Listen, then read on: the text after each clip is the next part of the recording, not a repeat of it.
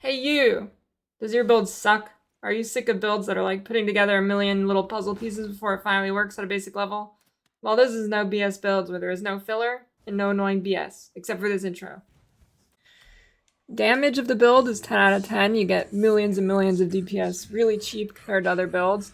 On softcore, if you take some defense out, you can definitely hit dot cap relatively easily. Defense, 9 out of 10. You can get up to 100% fizz damage taken as Ellie, which is a huge defense, especially as you have 100% flask uptime on your elemental mitigation flask, which is huge, and they have increased effect because of Pathfinder. Clear speed, 8 out of 10. You get Plague Bear and Asenath pops. Now, the core of the build is that you Blade Fall. This makes a bunch of blades on the ground, and then Blade blast them, inflicting tons of poisons. This pairs especially well with Pathfinder, as you always have max with your stacks, as you hit just so many times. You also get 20% more damage, and Poison Perlit from the Pathfinder Ascendancy.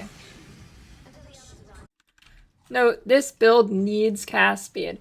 Around 80 to 90% increased cast speed is when it actually starts to feel good. Luckily, this is not that hard to get, as you get about 20% on your wand, a bunch from haste, a bunch on your passive tree, and that should get you around to a good point when it's feeling good, or along with onslaught on your boots.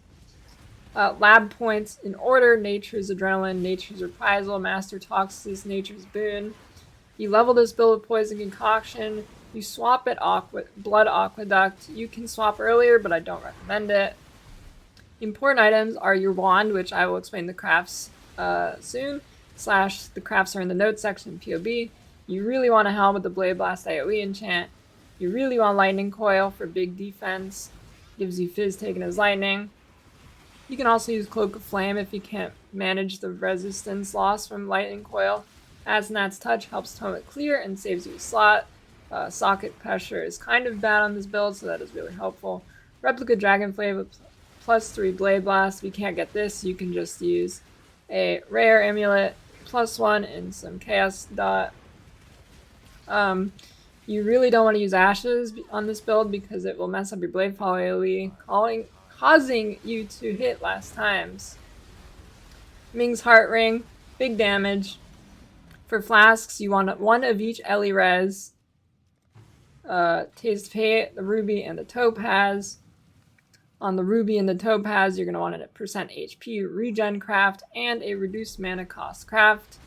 Regen will obviously help you stay alive longer, and the reduced mana cost craft will make it so you're able to cast your Divine Blessing a lot easier, and also helps with mana management on your Blade Blast. Your Watcher's Eye, you're going to want to get one. But Purity of Elements, fizz taken as, that is your big defense. Anything beyond that is just extra. Poison Cap with Rare Jewels, you're going to want 2 Rare Jewels with 5% poison chance on it, so you can get up from 90% to 100. The build functions fine if you don't have these, but it's highly recommended. Something you can do if you don't have them, and what you want to do is you can anoint mass Toxic Strikes, I believe, and it'll give you that extra point to cap it up to 15 or to 100%. You want a Brutal Restraint. I'll go over the mods in a little bit. Tattoos, you want Chaos Res, which is Dove, Life, which is Oak, Suppression, which is Ramako Shaman, Solio Tide Shifter, which is Stun Avoidance. Map mods that brick the build: Reflect Fizz, cannot regen, and avoid poison.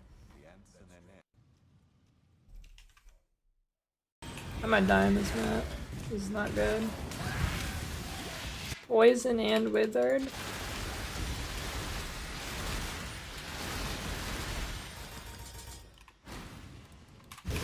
Oh! Well, I was right. It wasn't to the Poison Wither, though. It wasn't to the Poison Wither.